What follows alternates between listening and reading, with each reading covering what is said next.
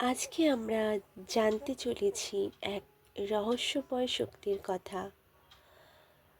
কোনো বস্তুকে হাতের সাহায্যে স্পর্শ না করে মনের সাহায্যে তার স্থান পরিবর্তন করাকে টেলিকাইনেসিস বলে।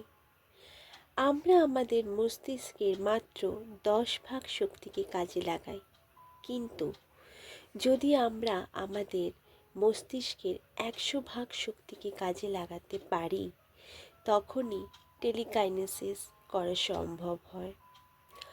প্রাচীনকালে ঋষিমুনিদের মধ্যে এই ক্ষমতা ছিল। যোগী ঋষিরা ধ্যান সাধনার মাধ্যমে এই সমস্ত ক্ষমতা অর্জন করতেন। মনের শক্তির মাধ্যমে বস্তু বা ব্যক্তিকে মাটি থেকে তুলে বাতাসে ভাসিয়ে রাখতে পারতেন।